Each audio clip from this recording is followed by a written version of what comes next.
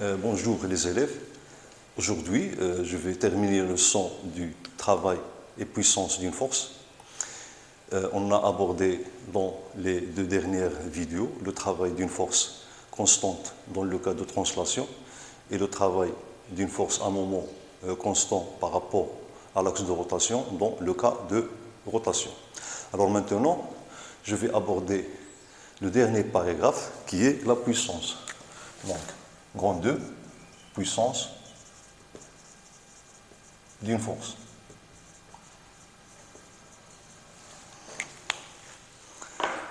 Bon, je vais commencer par une introduction pour comprendre la signification de la puissance et sa relation avec le travail. Alors, supposons que dans un chantier de construction, par exemple, chantier de construction, on a à déplacer, par exemple, un caisse de ciment, ou bien un sac de ciment, voilà, sac. On sait que la masse d'un sac de ciment est 50 kg. Bon, si on prend G égale à 10 newtons par kilogramme, donc le poids de ce sac est de 50 fois 10, ça donne 500 newtons.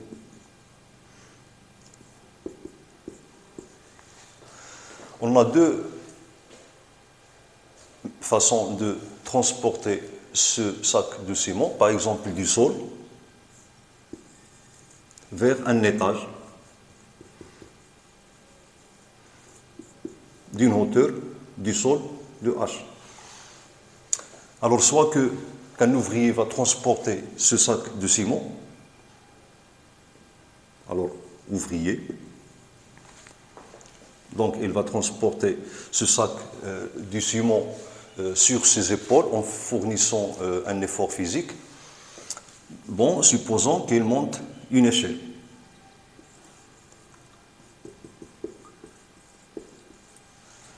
Et la deuxième possibilité est qu'on utilise un treuil entraîné par un moteur mécanique. Donc de ce côté-là, on a un treuil. C'est un levier. Et alors, la première question que je vais vous poser, est-ce que si l'ouvrier et le treuil déplacent ce sac de ciment à vitesse constante, donc chacun a sa vitesse bien sûr,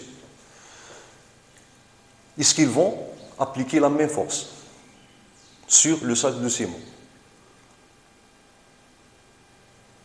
Bon, d'après le principe d'inertie,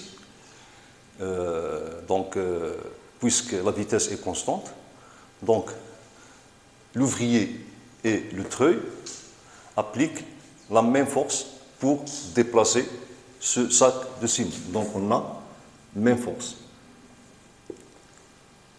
Même force. La deuxième question, est-ce que l'ouvrier et le treuil leur force va fournir le même travail? Bien sûr que oui, parce que la force est constante, puisqu'il sera égal au poids, d'après le principe d'inertie. Donc la force avec laquelle l'ouvrier transporte le sac ou bien treuil soulève le sac de ciment, ces deux forces sont égales. Et exactement, elles sont égales au poids qui est 500 newtons. Et puisque ces forces, ou bien la force constante, son travail ne dépend pas du chemin suivi, alors ils vont fournir ces deux forces même travail. Donc même travail. La question 3, et c'est là, avec cette question, on va comprendre la signification de la puissance. Est-ce que le temps que mit l'ouvrier pour que sa force effectue ce travail est le même que celui qu'a mis la force appliquée par le treuil pour transporter le sac du ciment? Bien sûr que non. Donc la durée effectuée par la force appliquée par l'ouvrier pour effectuer ce travail, ce même travail, sera inférieur à la durée du temps mis par le treuil pour transporter le sac de ciment. Ok? Alors, ça veut dire que la force exercée par le treuil a effectué le travail plus rapide, ou bien d'une façon rapide que le travail effectué par l'ouvrier.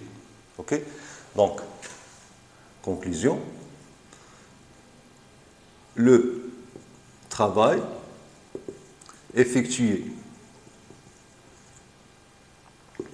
par le treuil, ou bien la force exercée par le treuil, est plus rapide.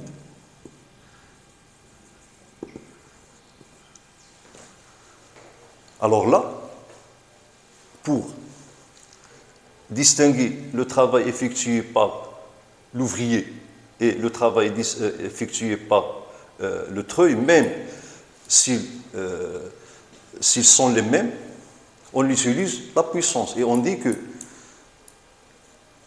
la puissance de la force exercée par l'ouvrier est inférieure à la puissance exercée de la force exercée par le treuil.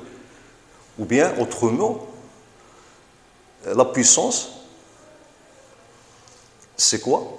C'est en quelque sorte la vitesse de réalisation du travail. Okay? Ça veut dire que la vitesse de réalisation du travail par la force exercée par le treuil est supérieure à la vitesse de la réalisation du travail par la force exercée par l'ouvrier. Donc, c'est ça, la notion, ou bien le concept de puissance. Donc, la puissance est liée à la durée du temps que met la force pour exercer le travail. Plus la durée est courte, plus la puissance est grande. Moins la durée est courte, moins la puissance est grande. Okay? Donc, la puissance est la vitesse de réalisation du travail. Alors, avec cette introduction, donc, on va définir ce qu'on appelle puissance moyenne, puis on va parler d'une façon générale de la puissance instantanée.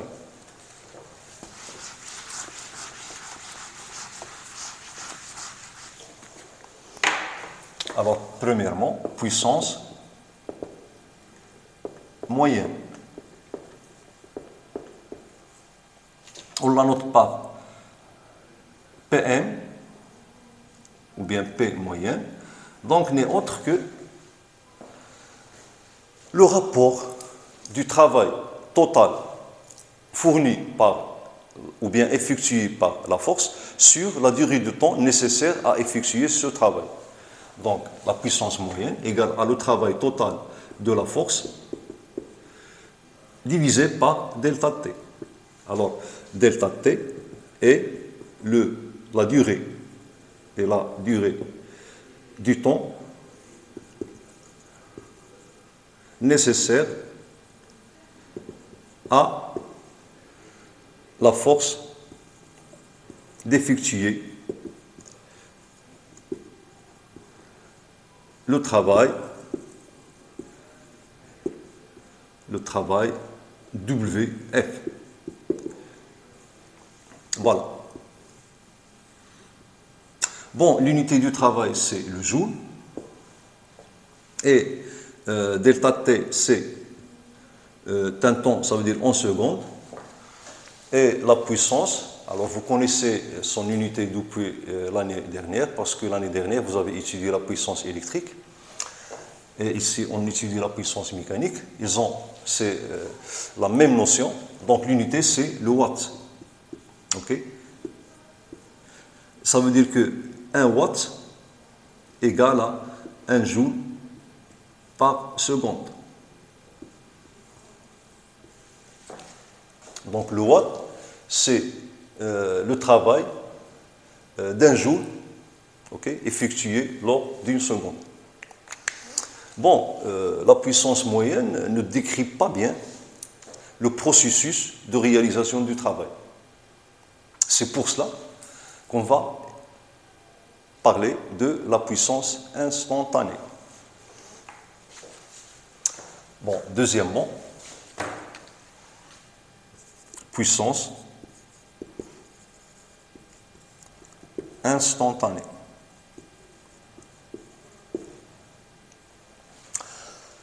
Alors, la définition de la puissance instantanée, c'est quoi? Donc, voilà le point d'application de la force que je vais noter par M, F, et le vecteur vitesse. Donc, on sait que le vecteur vitesse est toujours tangent à la trajectoire. Donc, supposons que le vecteur vitesse a cette direction, V.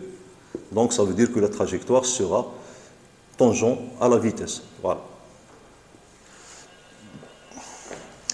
Et entre l'angle que fait F avec V et alpha. Alors que soit V constant ou variable, que soit F constant ou variable, cette définition est valable dans tous les cas.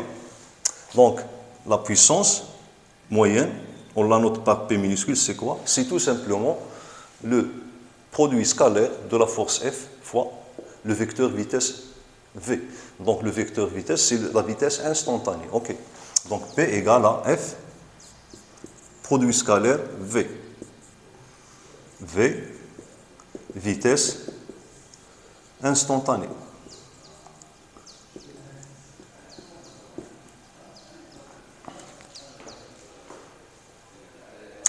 C'est la définition de la puissance instantanée.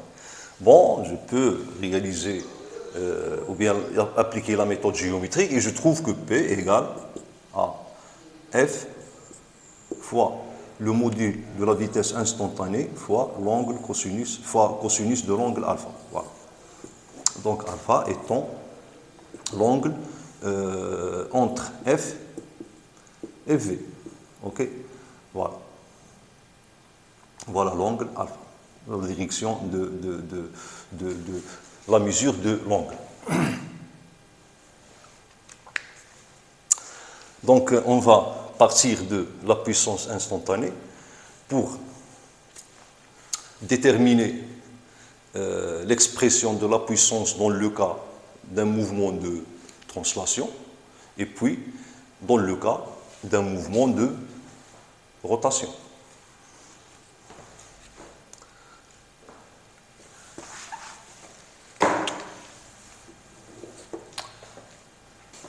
Donc, 2 A, K de translation. Bon, que soit translation rectiligne ou bien curviligne, donc on va prendre le cas général d'une translation curviligne. Voilà. Alors, supposons que pendant un intervalle de temps très très court, voilà le point d'application de la force que je vais noter M. Voilà la force F. Et au cours d'un temps delta t très très petit, alors le point M a décrit, ou bien s'est déplacé sur une trajectoire élémentaire qu'on peut considérer comme rectiligne, qu'on va lui associer un vecteur déplacement delta L. Voilà par exemple le vecteur déplacement delta L.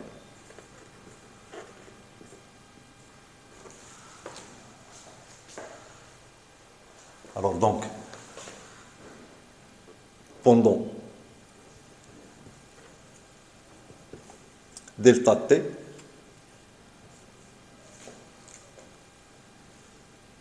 M, point d'application de F, a parcouru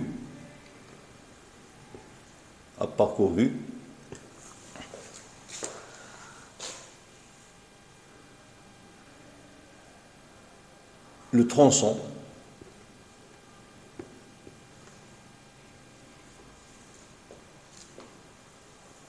delta L,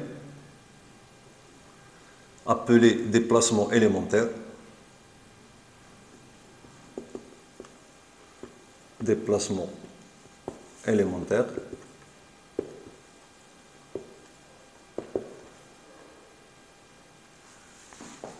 Alors ce delta L, on peut l'approcher à un segment de 3. Donc à le tronçon L auquel on associe le vecteur déplacement delta L. Donc la vitesse instantanée, V, sera égale au vecteur déplacement delta L divisé par delta T.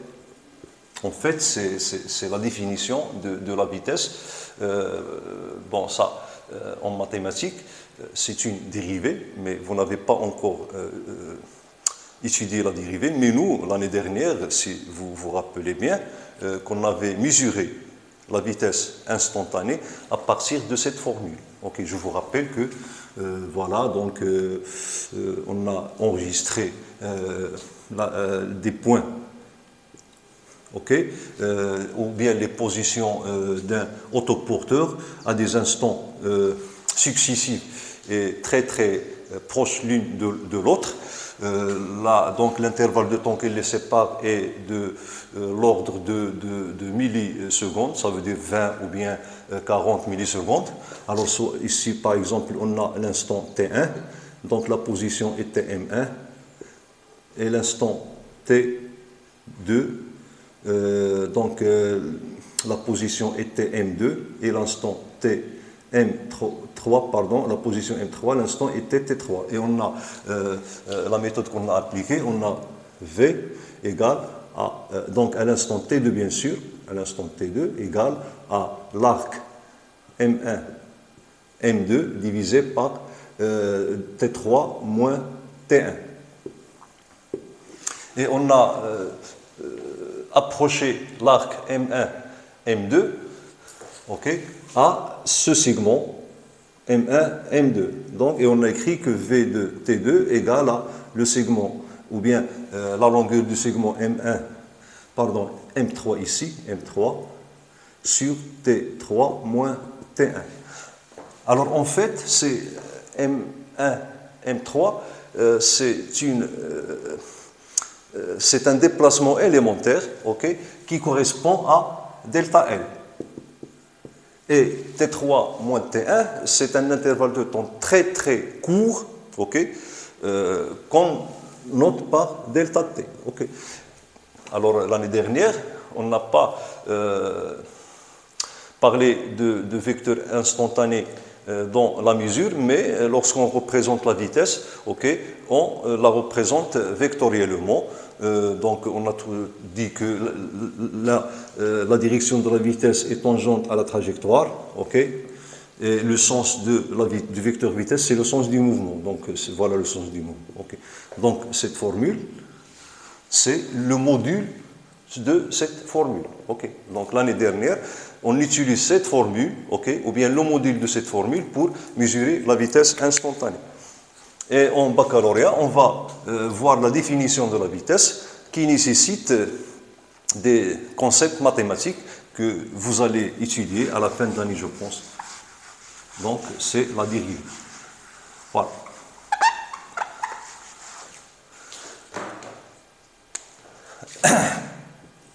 Alors, donc, la vitesse instantanée. Voilà, la vitesse instantanée. Alors, revenons à la définition de la puissance instantanée. Donc, la puissance instantanée est P égale au produit scalaire de F fois le vecteur V. Bon, remplaçons V par cette expression. Alors P sera égal à F fois delta L, vecteur delta L divisé par delta T. Et vous vous rappelez de cette expression, pardon, ici on a vecteur, F fois delta L, en fait c'est quoi? C'est tout simplement le travail élémentaire de la force F lors du déplacement élémentaire delta L. Ok, donc P égale à le travail élémentaire, voilà le travail élémentaire divisé par delta T. Et voilà la puissance instantanée dans le cas de translation, que ce soit translation rectiligne ou bien translation curviligne. Donc on part du travail instantané, qu'on le divise sur delta t, ça veut dire le temps, ou bien l'intervalle de temps nécessaire à réaliser ce travail élémentaire. Donc delta t est l'intervalle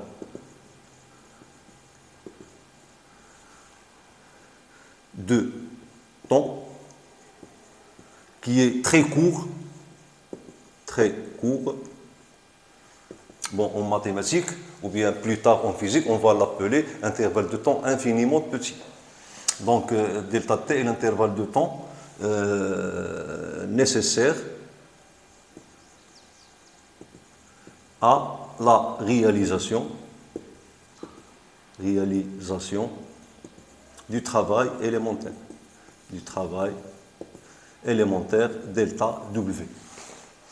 Voilà pour le travail ou bien la puissance instantanée dans le cas de translation. Et maintenant, on va aborder le travail instantané dans le cas de rotation. OK? Bon, je vais effacer cette partie.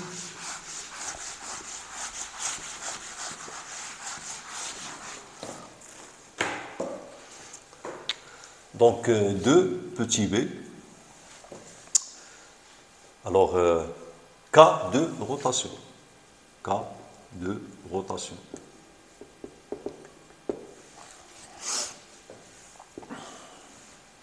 Bon, on considère un solide S en rotation, ok, autour bien sûr d'un axe delta fixe.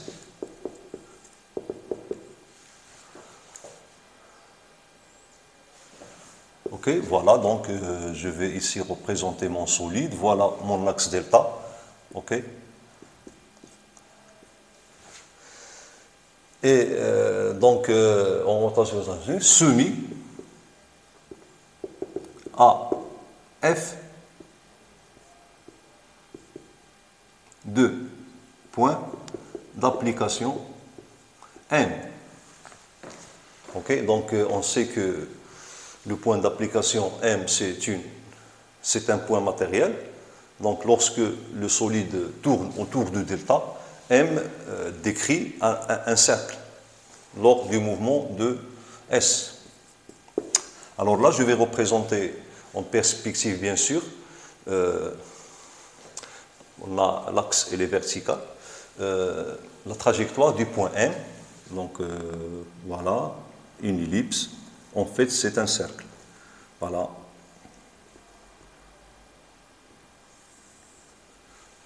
Bon. Alors, voilà le centre de la trajectoire. On a ici le point M et là, c'est le rayon R. OK. Bon, nous, on va nous intéresser à une rotation élémentaire de S. Ça veut dire la rotation effectuée pendant un intervalle de temps très très court, qu'on va noter delta θ. Donc, au cours de cette rotation élémentaire, le point M va décrire un arc de cercle. Okay? Et cet arc de cercle, on peut l'approcher à un segment, donc, auquel on va associer un vecteur déplacement. Bon, pendant delta t, donc delta t est infiniment petit, M décrit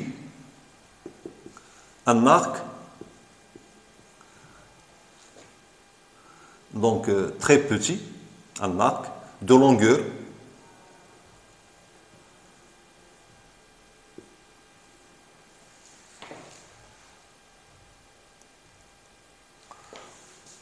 qu'on approche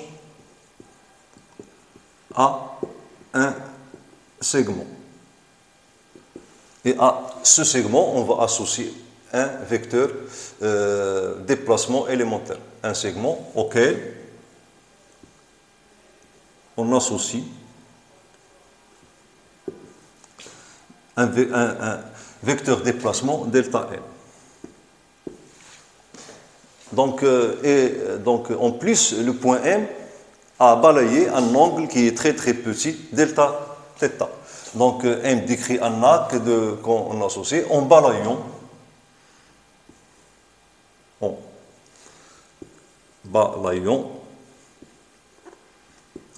un angle delta θ qui est infiniment petit. Ok? Bon, pour montrer ça sur une figure, ici, donc, supposons qu'on a la force F. Ok? Alors, cette trajectoire circulaire du point O, ok, je vais la représenter sur le tableau pour avoir un cercle. Ok? Donc, voilà la trajectoire circulaire du point M. Et nous, on s'intéresse à un déplacement élémentaire. Ok, donc voilà, par exemple,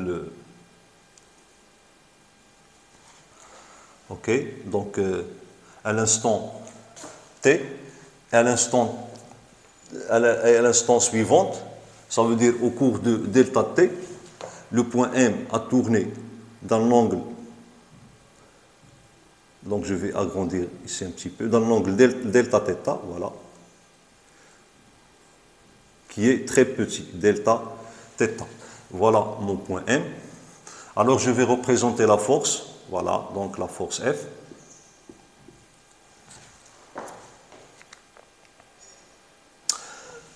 Donc le vecteur vitesse instantanée du point M est tangent à la trajectoire. Voilà F.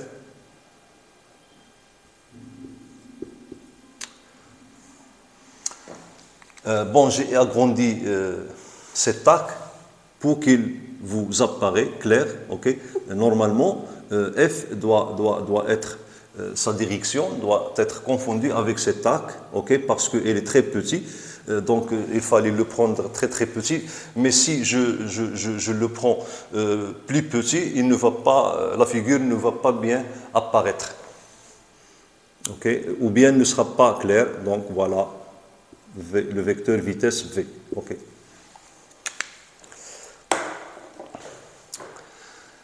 Et voilà le vecteur déplacement. Okay.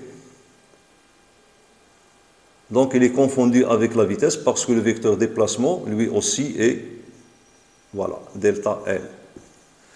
Et on a ici l'angle alpha. Alors, donc, lors de l'étude de la rotation d'un solide autour d'un axe fixe, on a défini la vitesse angulaire instantanée comme suit. Ok. Bon, je vais continuer ici.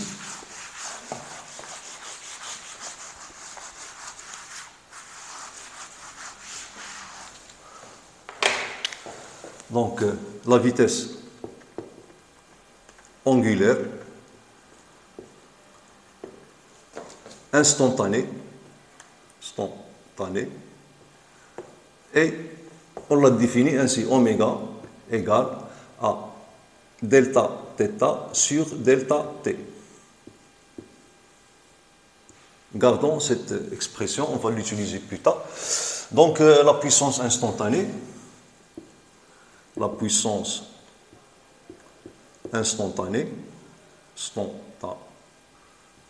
et P égale. Toujours, la définition, c'est le produit scalaire de la force et le vecteur vitesse instantanée. Donc F, produit scalaire V. OK? Bon, passons à la méthode géométrique pour effectuer ce produit scalaire. Donc P sera égal à F fois V fois cosinus alpha. Okay. Puis, le module de vecteur vitesse est le suivant. Donc V égale au module du vecteur déplacement delta L sur delta T. OK? Alors, d'autre part, delta L, c'est quoi? On a vu ça, OK? Donc, delta L, c'est quoi en fait? C'est l'angle élémentaire de rotation fois le rayon de la trajectoire. OK. Donc, ici, on a R est égal à R fois l'angle élémentaire de rotation. R, rayon de la trajectoire de M. Ça veut dire point d'application de la force. Alors finalement, on va trouver que V égale à R, OK, fois delta θ divisé par delta t. Et delta θ sur delta t n'est autre que oméga. Donc égal à R oméga. Donc ici, je vais écrire V en fonction de R oméga et on obtient ainsi P égale à F fois R, OK, fois cosinus alpha fois oméga. Est-ce qu'on va s'arrêter ici? Non, on va encore développer. Alors, F, R, cosinus oméga, cosinus alpha, cette expression vous rappelle quoi? Lorsqu'on a exprimé le travail élémentaire dans le cas de la rotation. Bon, voilà, je vais prolonger la direction de la force F, OK? Et voilà donc le centre de la trajectoire O. Et pour trouver la distance qui sépare la force F de l'axe de rotation, donc je dois projeter, comme j'avais dit, le point O sur la direction de F. Voilà la projection. OK? Donc là, on a alpha. Et ici, j'ai la perpendiculaire. Donc ici, on a trouvé le complémentaire de alpha. Ça veut dire, cet angle-là, c'est pi sur 2 moins alpha. OK? Alors, puisque là, j'ai 180, je rappelle, de là à là, 180 degrés, qui est égal à alpha, plus pi sur 2, plus cet angle. Alors, cet angle, c'est pi sur 2 moins alpha. Et puisqu'il s'agit là d'un triangle, OK, rectangle, donc cet angle et celui-là sont complémentaires. Ça veut dire que voilà alpha. OK? Et cette distance D qui sépare la direction de la force à O, donc s'écrit donc le rayon R fois cosinus alpha. Donc alpha, donc bon, ce segment-là, ou bien ce côté, c'est l'adjacent, et là, nous avons l'hypoténuse. Donc, c'est le cosinus. Et ainsi, donc, ou bien donc, le moment par rapport à delta de la force F égale à F fois D, qui est R cosinus alpha.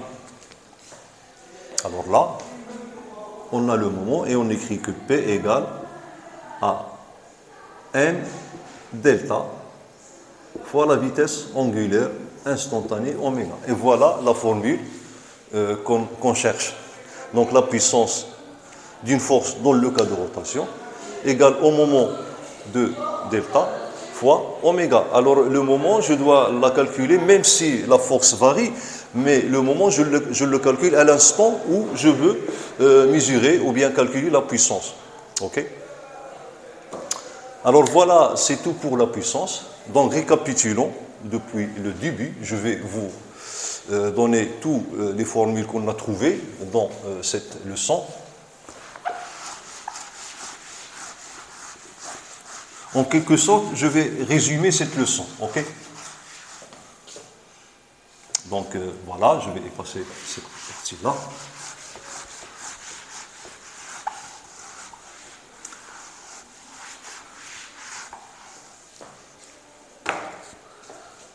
Bon, résumé de la leçon. Résumé.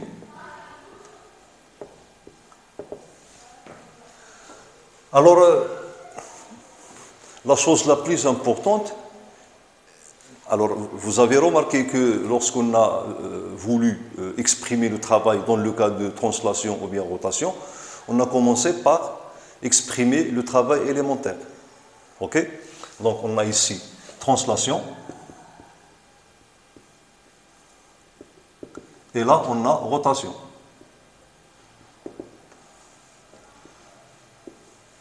Bon, travail élémentaire. Travail élémentaire.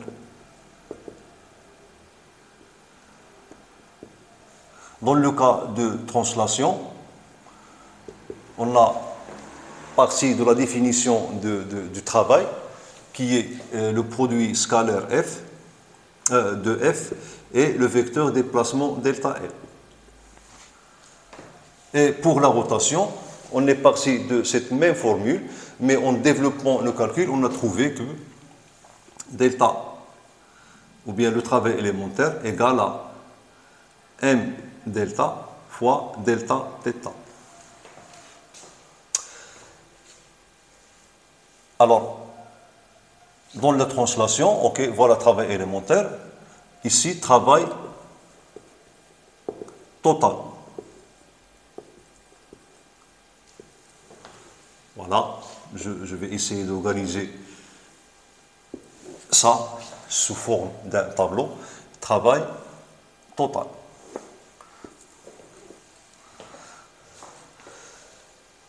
Bon, alors, pour calculer le travail total, donc je dois faire la somme des travaux élémentaires.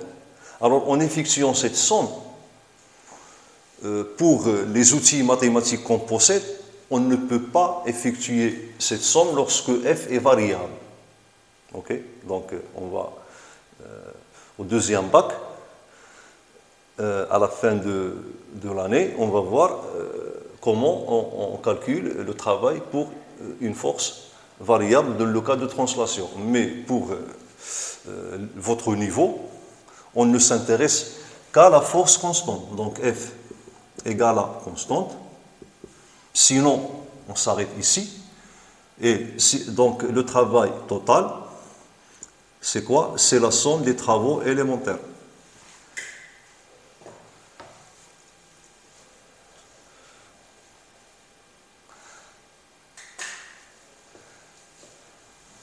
Bon, et la somme des travaux élémentaires, donc je fais sortir f de la somme et je trouve que le travail égale à f fois AB. Donc f ne dépend pas de la trajectoire suivie. Et pour la rotation, ok, donc comme j'ai dit ici, on ne peut pas effectuer cette somme si m delta est variable. Alors, pour pouvoir effectuer cette somme pour votre niveau, du fait que vous n'avez pas assez d'outils mathématiques, donc on part de m delta égale à constante. Et à ce moment-là, lorsque j'effectue la somme des travaux élémentaires, le travail total égale à la somme sigma des travaux élémentaires. Ok. Et là, donc, je peux sortir m delta de la somme et je somme les angles de rotation élémentaires, delta 1, delta 2, et je trouve finalement le travail égal à, bon, ici, m, le moment qui est constante, fois delta θ. Ok. Donc, delta θ, c'est angle de rotation. Alors, voilà pour le travail. Ok. Donc, par la suite, je vais faire avec vous des exercices pour appliquer ces formules. Okay. L'important est de comprendre la leçon afin de pouvoir bon, appliquer ces formules dans les cas convenables. Bon, je m'arrête sur le travail. Alors, on a vu que le travail est là une unité joule. Et cette unité, c'est l'unité de l'énergie. Ok. Donc, énergie. Énergie. L'énergie et le travail ont la même unité. Est-ce que le travail est une énergie, puisqu'ils ont la même unité? C'est ce qu'on va voir par la suite. Donc, on va chercher à savoir le sens du travail. Est-ce que le travail est une énergie? Sinon, quelle est sa relation avec l'énergie? C'est le sujet des prochaines leçons qui vont traiter les énergies mécaniques, à savoir l'énergie cinétique et l'énergie potentielle. Et en faisant ces leçons, vous allez comprendre la signification exacte du travail et son rapport avec l'énergie, s'il n'est pas une énergie. Alors, ces questions, vous allez savoir leurs réponses au cours des leçons précédentes, au cours des leçons prochaines. Alors, pour la puissance, donc, on vient de faire la leçon de la puissance, donc voilà, puissance. Donc, on a, pour le cas de translation, on a puissance moyenne. Donc, on a dit que c'est le travail total sur delta T. Okay. Même chose ici, donc P moyenne égale à travail total sur delta T. Et la puissance instantanée, donc toujours on part de la formule P égale à F fois le vecteur vitesse instantanée. Même chose ici, P égale à F fois le vecteur vitesse. C'est la définition de la puissance. Okay. Cette formule, c'est la définition de la puissance. C'est par laquelle on définit la puissance. Okay. Et vous voyez que la puissance est une grandeur algébrique. Ça veut dire que si la force F et le vecteur vitesse ont même sens, okay,